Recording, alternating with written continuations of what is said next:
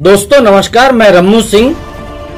बरगी बांध नर्मदा जल सतना तक लाने का प्रयास शुरू किया था कांग्रेस के नागौद से पूर्व विधायक राम प्रताप सिंह ने।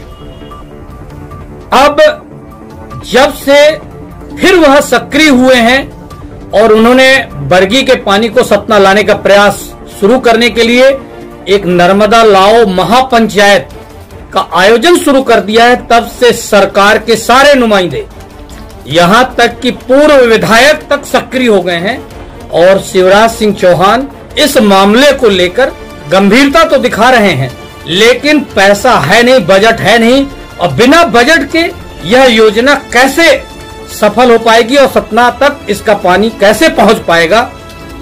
आज फिर इस विषय को लेकर पूर्व विधायक कांग्रेस नेता राम प्रताप सिंह ने एक नर्मदा लाओ महापंचायत का आयोजन किया। सुनिए इस महापंचायत को और देखिए किसानों की भीड़। नर्मदा सेनानी बंधुओं, अचानक एक महीना पहले से सक्रिय होने के बाद कई हमारे मित्रों ने मुझसे पूछा कि 15 साल तक आप क्यों बैठे रहे, अचानक कौन सा कारण हो गया कि आप हम लोगों के बीच में आज नर्मदा आंदोलन को लेकर हमें प्रेरित कर रहे हैं। मित्रों, यह जवाब मैंने मौन रह करके दिया केवल, लेकिन आज बता देना चाहता हूं। हुआ ये था, जब नर्मदा का जल लाने के लिए सरकारें प्रयास करने लगी, जनप्रतिनिधियों का उद्घोष सुनाई देने लगा, मैंने महसूस किया मेरा काम समाप्त हो गया। अब जनप्रतिनिधि सरकारें जो भी हैं इस कार्य को पूरा करेंगी, इस उम्मीद से मैं चुप हो गया। लेकिन हुआ क्या, इसी बीच में समाचार पत्रों से मुझे जानकारी मिली कि मध्य प्रदेश सरकार हमारे सतना के 1455 गांव के हिस्से का पानी जिलेवार ग्रामवार जो नर्मदा अवार्ड में मंजूर है, जो सेंट्रल वाटर कमीशन से मंजूर है, उस पानी में कुछ पानी अन्य जिले के भीमरखेड़ा लिफ्ट में, बड़वारा लिफ्ट में हमारे माननीय मुख्यमंत्री जी के घोषणा अनुसार उठाने का प्रयास करने लगे। लिफ्ट में काम चलने लगा, फिर मौके पर गया यथास्थिति जानने के लिए। मैंने देखा यह बात सच है। समाचार पत्रों में भी कहीं इस बात की उल्लेख नहीं पढ़ा था मैंने, पर जब वहां पर देखा तब से मेरे मन में ये चिंता हो गई, अब सतना का पानी, सतना के हिस्से का पानी सतना के लोगों को नहीं मिलेगा और यह पानी वहीं पर पूरा का पूरा उपयोग हो जाएगा। इसलिए मैंने इस कदम को फिर से खड़े होकर सरकार से मैंने एक पत्र लिखा माननीय मुख्यमंत्री के नाम 27/7/1920 को। इस पत्र के जवाब में इंतजार करता रहा, लेकिन इस पत्र का जवाब 12वें महीने 5 तारीख को मुझे वापस प्राप्त हुआ। उसमें यह लिखा मिला कि आपके सतना का हिस्से का पानी टनल से आएगा अथवा लिफ्ट से आएगा, इस बात को अभी कहा नहीं जा सकता। उसमें यह भी उल्लेख था कि हम एक गठपोष संस्था जो भारत सरकार की है, वो अर्धशासकीय संस्था है, उससे परीक्षण करवा रहे हैं कि वो टनल से पानी हम दें या लिफ्ट से। उसी समय मैं चौंक गया। मुझे लगा कि सतना के तमाम दर पीढ़ी अब भुगतते रहेंगे और नर्मदा जल आएगा नहीं। अगर आएगा भी तो इतना महंगा हो जाएगा कि जिसे हम उपयोग नहीं कर सकते। हमने विश्व की, भारत की, मध्य प्रदेश की सभी लिफ्ट योजनाओं का अध्ययन किया, लोगों से जानकारी प्राप्त की, तब मुझे मालूम हुआ कि लिफ्ट से पानी आना यहां संभव नहीं। और विश्व की ये अपने आप में पहली योजना होगी कि एक ही नहर के छोर में पानी उठाकर दूसरे छोर में डाल दिया जाए। इस तरह की कोई योजना आज तक विश्व में नहीं बनी। मैंने पुनः पत्र के जवाब में अनेक रिटायर्ड चीफ इंजीनियर से बात करते हुए बात की, उन्होंने भी इसको नकारा, बोला ऐसा संभव नहीं। मैं आपसे एक ही प्रश्न करना चाहता हूं, स्लूइस गेट बरगी बांध का जबलपुर में है, जहां टनल बन रही है, वहां से स्लूइस गेट की दूरी 108 किलोमीटर। 108 किलोमीटर नहर में स्लूइस गेट से जो पानी निकलेगा और उद्वहन स्थल टनल तक आने में 3 दिन का समय लगेगा। 3 दिन का समय लगने के बाद जब उद्वहन करना आप शुरू करेंगे बिजली का, तो क्या यही हाल नहीं हो सकता? जब यहां पर अभी शर्मा जी बोल रहे थे, अचानक बिजली बंद हो गई, और बिजली अगर बंद हो जाएगी तो 108 किलोमीटर का भरा हुआ नहर का पानी उसे क्या बर्फ की तरह वहां जमा देंगे या कहां डालेंगे? स्पष्ट है कि नहर टूटेगी। नहर टूटने के बाद गांव डूबेंगे, क्षेत्र जलमग्न हो जाएंगे और किसानों की फसलें भी नष्ट हो जाएंगी। मैं आपसे और निवेदन करूं, इतना ही नहीं, इस पानी को उठाने के लिए 58 मेगावाट की बिजली की जरूरत है, जिसका मिनिमम चार्ज आप सब जानते हैं कि कितना मिनिमम चार्ज हर 1 साल में हमको जो किसानों को बिजली मिलती है, हम 2 महीने केवल चलाते हैं, लेकिन मिनिमम चार्ज हमेशा बरसात में, गर्मी में लगता ही रहता है। और इसी हिसाब से इसका मिनिमम चार्ज सतना की ओर लिफ्ट में लगने वाले पंपों और बिजली के उपयोग में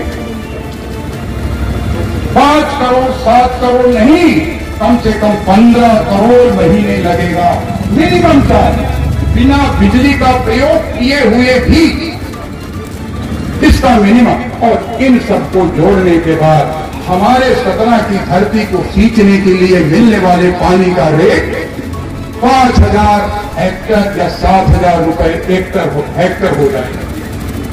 एक और बाणसागर का बहता हुआ पानी जिसमें 700-800 रुपए एकड़ किसान दे, और एक तरफ बहता हुआ पानी की जगह लिफ्ट करके पानी दे तो किसान 7,000 रुपए हेक्टर दे, कैसे संभव? क्या एक ही जिले में 2 तरह के रेट किसानों के ऊपर रखे जाएंगे? मैं जानना चाहता हूं, सारे किसान बैठे हैं, ये खुद पंप चलाते हैं, समर्सिबल पंप इनके हैं, साधारण पंप इनके हैं, और इनकी पंपों की लाइफ मात्र 15 साल है। 15 साल के अंदर वो पंप घिस जाते हैं, जल जाते हैं, मोटर जलती हैं, और रोज हम कंधे में लिए यहां सतना में तमाम मिस्त्रियों के यहां घूमते रहते हैं। इस लिफ्ट मशीन को, पंप को चलाने के लिए वही होगा, चलाने वाले लोगों की इंजीनियर्स की आवश्यकता होगी, उनका वेतन, उनका तनख्वाह होगा, और 15 साल 500 करोड़ की मशीनें लगाने के बाद पूरी तरह समाप्त हो जाएंगी, घिस पिट जाएंगी, और इसके बाद कौन इसमें 500 करोड़ फिर खर्च करेगा कि फिर से पंप लगाया जाए? ये बात मैंने कई बार कही, लेकिन इसका कोई उत्तर नहीं। आज आपकी इस महापंचायत में फिर से मैं कह रहा हूं, क्या ऐसा होना चाहिए? क्या ऐसा होना चाहिए?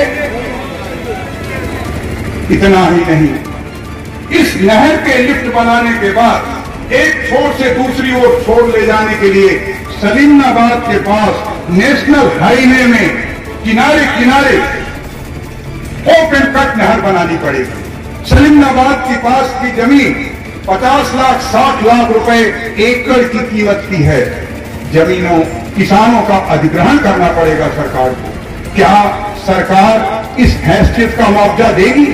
और अगर नहीं देगी तो किसान हाई कोर्ट और सुप्रीम कोर्ट का दरवाजा खटखटाएंगे। फलतः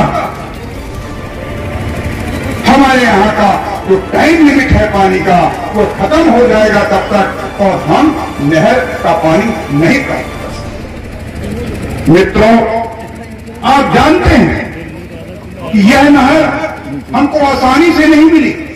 बरगी का बांध आसानी से नहीं बना। 1956 11 सितंबर बहुत से लोगों का जन्म ही नहीं हुआ था। पंडित जवाहरलाल नेहरू इस सतना की धरती में आए थे। सतना की धरती में आने के बाद जवाहर नगर मैदान में उन्होंने एक भाषण दिया था। उन्होंने कहा था, यह विंध्य प्रदेश गरीब प्रदेश है, यहां पर सिंचाई के कोई साधन नहीं है। हमने सर्वे करवाया है, महाकौशल में एक नर्मदा का बांध बना रहे हैं, लेकिन महाकौशल स्टेट के लोग बांध नहीं बनने दे रहे हैं। इसलिए मैं चाहता हूं कि आप विंध्य प्रदेश खत्म कर एक बड़ा प्रदेश बनाइए जिसके अंदर महाकौशल भी आ जाएगा, और तब आप बरगी का बांध बना सकेंगे। इस शर्त पर विंध्य प्रदेश तो खत्म हो गया, लेकिन आज तक सतना के जिले के लोगों को नर्मदा का पानी नहीं मिला। इतना ही नहीं, इसके बाद महाकौशल में बांध बनने के बात को लेकर जब मध्य प्रदेश का गठन हो गया, मध्य प्रदेश ने काम शुरू किया, तो 6 अक्टूबर सन 1968 के दिन 3 प्रदेशों ने आपत्ति कर दी। गुजरात, महाराष्ट्र, राजस्थान, इन तीनों प्रदेशों ने कहा नर्मदा को नहीं बांधा जा सकता, हमारे यहां सूखा पड़ जाएगा। नर्मदा का जल हमारे यहां भी आता है, आप इसको नहीं बांध सकते। इस पर केंद्र सरकार ने एक नर्मदा ट्रिब्यूनल बनाया, जिसमें retired chief justice supreme court के अध्यक्ष हुए थे और चारों प्रदेश के सिंचाई मंत्री शामिल हुए थे। साथ ही अन्य सारे सेक्रेटरीज चारों प्रदेशों के सब साथ मिल करके 11 साल तक चारों प्रदेशों के बीच में जाकर तर्क सुने थे। 11 साल के बाद नर्मदा ट्रिब्यूनल का फैसला 12 दिसंबर सन 1979 के दिन आया, जब सकलेता जी की सरकार थी। उस समय नेता प्रतिपक्ष अर्जुन सिंह जी थे। मोतीलाल वोरा ने इस पर बहस शुरू की थी, ओपनिंग सदस्य थे। और वह फैसला यह था कि नर्मदा का टोटल पानी कितना है जो समुद्र की ओर जा रहा है, उसे माप कर 28 मिलियन एकड़ फुट पानी की माप की गई। इस 28 मिलियन एकड़ फुट के पानी में मध्य प्रदेश के हिस्से में 18.25 मिलियन एकड़ फुट पानी हिस्से में प्राप्त हुआ था। 28 में से 18.25। गुजरात को मात्र 9 मिलियन एकड़ फुट पानी मिला था। राजस्थान और महाराष्ट्र को बहुत कम, थोड़ा 0.25 मिला था। लेकिन एक लाइन उसके नीचे लिखी गई थी कि 45 साल के बाद जिन जिन प्रदेशों ने अपने हिस्से का पानी उपयोग कर लिया है वह उनका माना जाएगा, और जिन प्रदेशों ने अपने हिस्से का पानी उपयोग नहीं किया है वह पानी का पुनर्बंटवारा होगा और उपयोग किए गए प्रदेश के बीच में दे दिया जाएगा। यह खतरा आज हमारे ऊपर आ गया है। 42 साल 44 साल बीत चुके हैं। हमारी चिंता इस बात की है कि हमारा पानी अभी तक नहीं आया। मध्य प्रदेश सरकार ने अभी तक केवल 18.25 में से कांग्रेस की सरकारें भी रही, भारतीय जनता पार्टी की सरकारें रही, आज तक अभी तक उपयोग मात्र 10 मिलियन एकड़ फुट पानी का कर सके हैं। यह चौंकाने वाला आंकड़ा है। मिलियन एकड़ फुट पानी, अभी हमारा 8 मिलियन एकड़ फुट पानी लगभग बाकी है। और यह पानी इतना बड़ा पानी है कि अगर आप अंदाज लगाएं तो बांध सागर में केवल 4 मिलियन एकड़ फुट का बांध है जो बिहार तक पानी दे रहा है। सबको केवल 4 मिलियन एकड़ फुट का बांध कितना जल राशि है, और हमारा अभी 8 मिलियन एकड़ फुट पानी दूसरे प्रदेश में चला जाए, हम देखते नहीं कैसी विडंबना है। आज इस महापंचायत में हम एक प्रस्ताव पास करने वाले हैं। हम सरकार से कहेंगे, केंद्र सरकार से अनुरोध करेंगे, राज्य सरकार से अनुरोध करेंगे कि विधानसभाओं में, लोकसभा में एक ऐसा संकल्प लाया जाए। वह संकल्प यह हो कि विश्व में, सारे विश्व में महामारी पड़ी, सारे विश्व में करोड़ों लोगों का देहांत हो गया, करोड़ों लोग मारे गए इस महामारी में, जिनके कारण कल कारखाने और सारे काम लॉकडाउन के अंदर होकर बंद हो गए। ऐसी स्थिति में जो हमारी विदेशी मशीनों से टनल बनाई जा रही थी, उन मशीनों के कल पुर्जे नहीं आ सके। हम इस संकल्प को पास करते हैं और सरकार को भेजते हैं कि सरकार भी अपने विधानसभा लोकसभा में पास करे कि मध्य प्रदेश के हिस्से में 2024 जो समय सीमा दी गई है, इसे बढ़ाकर 2028 किया जाए, ताकि हम अपने हिस्से का पानी समय सीमा में प्राप्त कर सकें। यह मध्य प्रदेश के, सारे मध्य प्रदेश के हित में है। ये केवल सतना के हित में नहीं है, सारे मध्य प्रदेश के हित में है। हमको तो 1 मिलियन एकड़ फुट पानी की जरूरत है, जिससे 1-1.5 मिलियन एकड़ फुट में तो हमारा सतना सरोवर हो जाएगा। वह भी हमें नहीं मिल रहा। मित्रों, इन परिस्थितियों के बीच में हमारी और सारी बातें मुख्य रूप से आपके सामने इस पंचायत में रखना चाहता हूं। अभी सतना की धरती में पानी आने के लिए जो कठिनाइयां हैं, अगर आप देखें, हमारी 2 बड़ी कैनालें हैं, एक नागौर ब्रांच कैनाल, एक रीवा ब्रांच कैनाल। ये रीवा ब्रांच कैनाल जो कटनी के पास से अलग होकर सीधे पहाड़ के नीचे नीचे सरला नगर फैक्ट्री के नीचे एक टनल बनाई जाना, 3 किलोमीटर लंबी टनल है। टनल सरला नगर फैक्ट्री के नीचे से जाएगी। उस टनल का कोई काज अभी तक किसी को मालूम ही नहीं, किसी को कोई जानता नहीं। सरला नगर फैक्ट्री के नीचे के टनल के अलावा अमरपाटन की धरती पर पानी जाना है। अमरपाटन की धरती, रामनगर की धरती और रामपुर की धरती को सराबोर करके रीवा जाना है। अब आप बताइए, इसका कोई रट्टा पता नहीं। अभी टमस को क्रॉस करना है, टमस को क्रॉस करने में एक्वेडक्ट बनाना पड़ेगा, उसकी भी रट्टा पता नहीं है। हमारे यहाँ की जो कठिनाइयां हैं, तो आप तो समझ गए कि टनल के पानी आने के बाद हमारी सारी नहर जो बनी हुई थी छत बिछत हो गई है, टूट गई है। बरसात के पानी से नहर के कई टुकड़े हो गए हैं, इसकी मरम्मत करना है। और इन सब बातों के बारे में हमारे पास बजट कितना है, हमें यह तय करना पड़ेगा कि इतनी लंबी रात जो हमारे इन कार्यों को लगनी है, इसका इंतजाम क्या है। क्योंकि मैं स्वयं अभी गया था टनल देखने के लिए, 2 मशीनें चल रही थी। एक मशीन पिछले 1 साल से बंद है, दूसरी मशीन 1 महीने से बंद हो गई। दूसरी मशीन जिसे अमेरिकन चला रहे हैं, उन लोगों से मैं मिला जो हिंदी नहीं जानते। उन्होंने अपनी दुभाषिया के जरिए बहुत सारी बात है।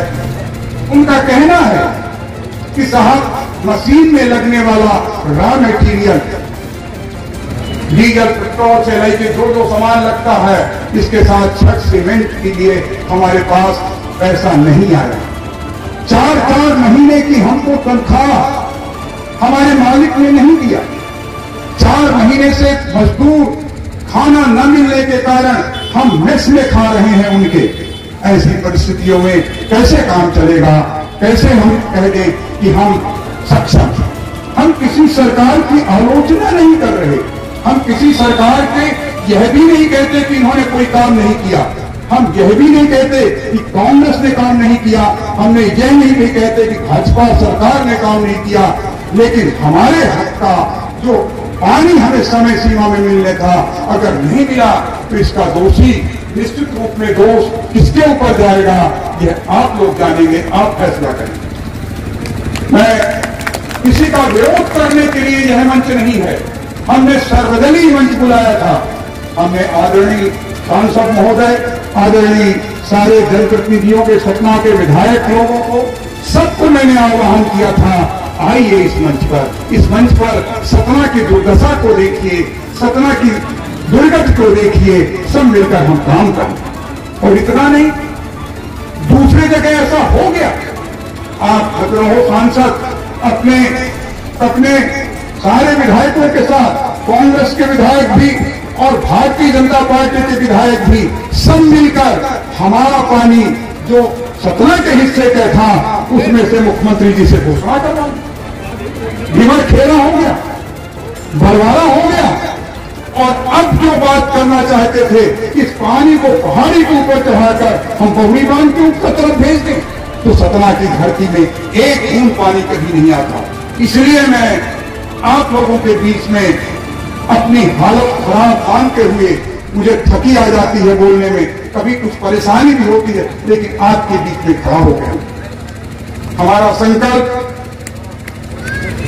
संकल्प है, सतना की धरती में, मैं नहीं कहता, सतना की धरती के बारे में लोकसभा के एक प्रश्न में सिंचाई जल संसाधन मंत्री ने उत्तर दिया है कि मध्य प्रदेश के 8 जिले पानी की कमी के डेंजर जोन में आ गए हैं, उसमें सतना का नाम पहला है।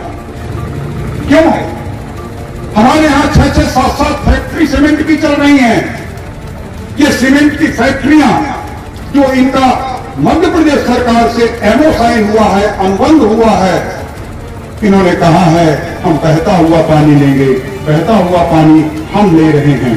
लेकिन आप सभी जानते हैं कि जनवरी महीने से नदियों की धार टूट जाती है, और नदियों की धार समाप्त होने के बाद, चाहे सतना नदी हो, चाहे तमस नदी हो, तब पानी ये लोग कहां से लेते हैं? स्वाभाविक है कि सतना के धरती के कोख का पानी खींच रहे हैं। अगर सतना की धरती के कोख का पानी इसी तरह खींचता रहा, अभी तो कुएं समाप्त हुए हैं, ट्यूबवेल समाप्त हो जाएंगे, और हम लोग पानी पीने के त्राहिमाम करते रहेंगे। इसलिए मैं खड़ा हुआ हूं कि नर्मदा जल आपके बीच में आना ही चाहिए, नहीं तो आने वाली पीढ़ी हमारी समाप्त हो। मित्रों, बहुत सारी बातें आपके बीच में हमारे कुछ लोग कह चुके, लेकिन एक बात मैं कहता हूं, यह संघर्ष आज की मीटिंग के बाद समाप्त नहीं हुआ, यह आज शुरुआत है, यह शुरुआत है। नर्मदा सेनानियों, मैं आपको आह्वान करके कहता हूं, आप एक सेनानी हैं, जिन लोगों ने सिग्नेचर कर दिया है, जिन लोगों ने नहीं भी किया, आप वापस गांव में जाकर, आपकी कार्य योजना में बता रहा हूं, आप गांव में जाइए, अपने अपने गांव की इकाई में सेनानियों की भर्ती कीजिए। 5-5 रुपए का एक छोटा सा कोष भी अपने यहां बनाइए, और इस कोष के माध्यम से गरीब कोष जिसका नाम रखिए, और इसके बाद इस कोष से अपाहिज, दुखी, एक्सीडेंट या ऐसे लोग जिनको खून की जरूरत है या कोई बात है, उसमें मदद कीजिए। मैं यह भी कहना चाहता हूं, नर्मदा हमारी है, नर्मदा के तरंगों को, नर्मदा के जल के तरंगों को कोई सतना आने में नहीं रोक सकता। नर्मदा का जल हमारा जन्मसिद्ध अधिकार है, इसे पाने के लिए हम एड़ी चोरी अपने जीवन का संघर्ष का बलिदान देने के लिए,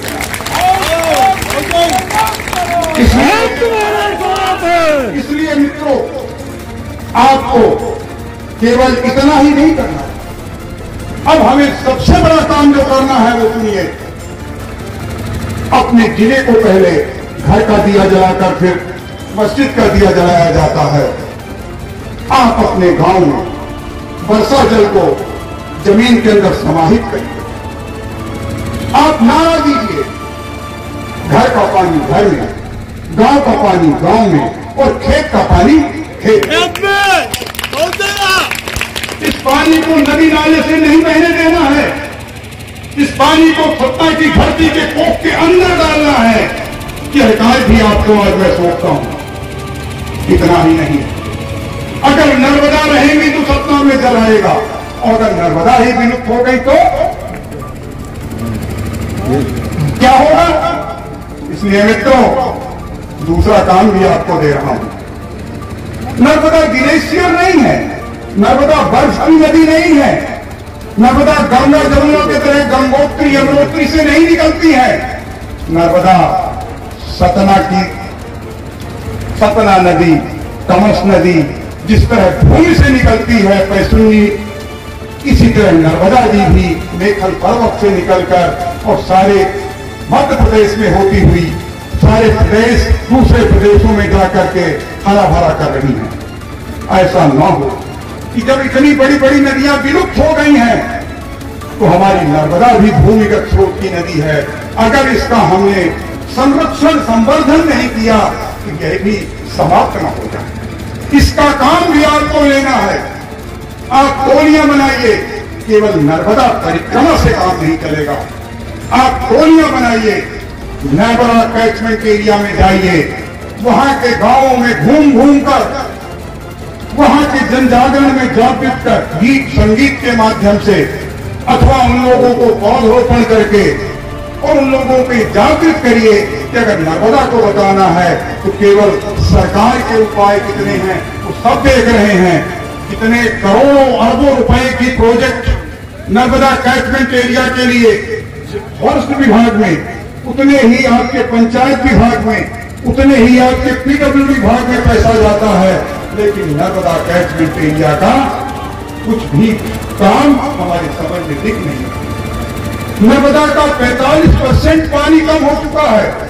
जिस समय 28 मिलियन एकड़ फुट पानी माफ किया गया था, उस आज के दिन में 45% नर्मदा कम हो गई है। इसलिए यह भी काम हमें लेना होगा और हमें निकल करके सेनानियों, आप अपनी अपनी टोली बनाकर आगे निकलिए। मेरे जीवन की संध्या हो गई है। मेरे जीवन की संध्या होने के बाद मुझे चिर विश्राम की ओर जाना है। मैं रहूंगा नहीं रहूंगा मैं नहीं जानता, लेकिन आज इस महापंचायत में नर्मदा लाव संघर्ष समिति के सेनानियों, आपके हाथ में ये मसाल दे रहा हूं। ये मसाल लीजिए, जवानों, किसानों, नैयों को इस मसाल को थामिए और तब तक इस मसाल की ज्योत को जलाए रखिएगा, तब तक आपके धरती में नर्मदा का जल ना आ जाए। क्या आप सब मेरे इस मसाल को लेने के लिए तैयार हैं? मित्रों, संकल्प लें, हमें संकल्प लेना है। हमने पैसुन्नी के उद्गम स्थान पर ब्रह्मकुंड में जाकर हमारे चित्रकूट के बहुत सारे साथियों के साथ पैसुन्नी में जाकर हमने संकल्प लिया है। हमने कहा है कि मध्य प्रदेश सरकार नर्मदा को अगर 300 किलोमीटर ले जाकर शिप्रा से मिला सकती है तो 15 किलोमीटर पैसुन्नी से क्यों नहीं मिलाया जा सकता। इसलिए पैसुन्नी में हमको नर्मदा जल डालना है। लाखों लाखों आप लोग जो हर अमावस को चित्रकूट जाते हैं, हर अमावस के अलावा तमाम दीपावली के, दशहरे के आने को मेले लगते हैं।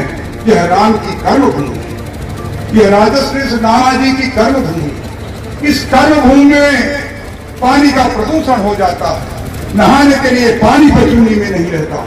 इसलिए हमने यह संकल्प लिया है कि हम नर्मदा को कोठी के बांस के रास्ते से ले जाकर माइक्रो इरिगेशन के जरिए ब्रह्मकुंड में डालेंगे और वहां से नर्मदा और पैसुन्नी का मिलन के बाद सारे पैसुन्नी के रास्ते में छोटे छोटे बड़े छोटे डैम बनाएंगे, वर्षा जल को उसमें रोकेंगे और जिससे इस जमीन के अंदर भूभरण में जल राशि एकत्रित हो सके और यह राशि फिर फिर मंदाकिनी के रूप में सती अंसुईया के पास से प्रकट होकर के चित्रकूट में जाकर अथाह जलराशि इकट्ठी हो, ताकि आने वाली हमारी पीढ़ी पैसुन्नी और मंदाकिनी में जाकर अपनी धार्मिक क्रियाकर्मों के अलग न। मुझे बहुत बोलना लगता है, आज इन तरंगों को देखकर, भीड़ इतने लोगों को देखकर लगता है कि नर्मदा की तरंग से भी ज्यादा जो आपके उत्साह उठे हैं, इसमें कमी ना आए। मैं यही कहूंगा कि आज सतना के लोगों की लाख लाख झोपड़ियों में छाई हुई उदासी है, सत्ता संपत्ति के महलों में छाई पूर्णमासी है। यह अब हम नहीं चलने देंगे। हमने कसमें खाई है, तिलक लगाने क्रांति तुम्हें, अब तिलक लगाने सेनानी तुमको क्रांति द्वार पर आई है, क्रांति द्वार पर आई।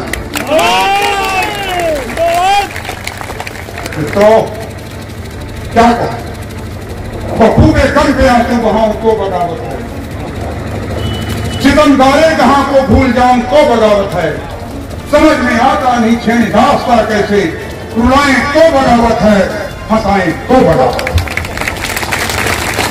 हमको बगावती तेवर समझ करके हमको स्टेडियम नहीं दिया आपने, हम सुचारू रूप से बैठते, हमारे भोजन तैयार है, भोजन करते सब लोग, पानी पीते, अपनी बात कहते, सभी लोग बोलते। आप लोगों के बीच से बहुत सारे बोलने वाले होंगे, वो भी बात करते, हम किसी को नहीं सोचते। जब यह कहकर कि हमको कि वहां पर राजनीतिक, सांस्कृतिक, सामाजिक कार्यक्रम नहीं हो सकते, यह सरकार का निर्देश है। आप सभी जानते हैं कि सांस्कृतिक कार्यक्रम हर वर्ष दशहरा का वहां पर मिलन समारोह होता है। हम क्या कर देते, क्या बिगाड़ देते वहां पर बैठने भर में। आज हजारों हजारों लोग बेचारे धूप में खड़े हैं, पानी नहीं मिल रहा पीने को।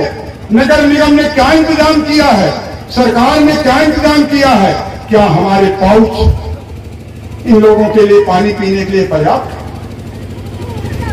मैं देख रहा हूं पसीने बह रहे हैं, लोग प्यासे हैं। मैं स्वयं प्यासा हूं, इसलिए मैं जानता हूं कि सब लोग प्यासे हैं। तो कोई हर्ज नहीं, हम सरकार कोई निंदा करने के लिए नहीं आए हैं, सरकार की निंदा भी नहीं करते, पर इतना जरूर कहते हैं कि अगर बच्चा रोता नहीं तो मां दूध भी नहीं पिलाती। इसलिए हम सरकार को देखने के लिए, जनप्रतिनिधियों को चेताने के लिए आए हैं।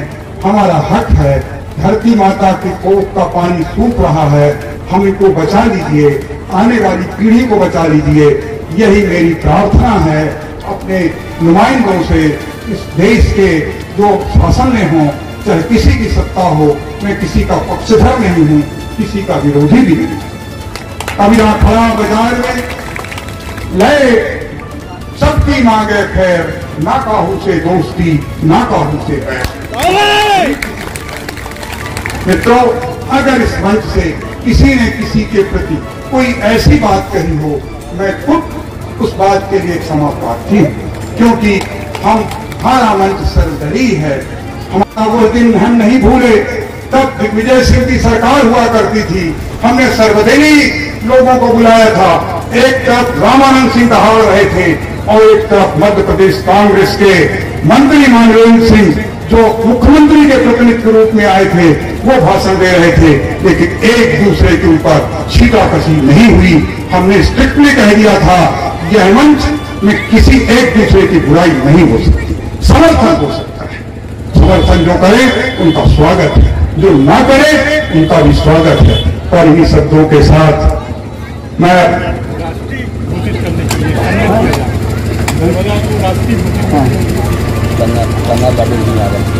चलो ठीक है, आ गया राष्ट्रीय परियोजना, वो तो सरकार को करना। मैं कुछ बातें नहीं कर दिया, नहरों को कह दिया, क्षतिग्रस्त बता दिया कि बिजली की जो हमारे हिस्से का पानी है, 2 लिफ्ट बन गई हैं, वो 2 लिफ्ट में उधर एक में 8 क्यूमेक्स पानी और एक में 5 क्यूमेक्स पानी उठाया जा रहा है। माइक्रो इरिगेशन के नाम से ढिमटखेरा और बड़वारा मैंने बता दिया है। और चूंकि वे सपने का हिस्से का पानी है उसको नहीं ले सकते, और ये बहाना बनाकर कि माइक्रो इरिगेशन से करेंगे ये उचित नहीं है। ये हमारा अधिकार है, हमारा पानी है जो CWC सेंट्रल वाटर कमीशन से हमको मिला है, वो कोई दूसरा नहीं ले सकता। हम अपना पानी खुद लेंगे।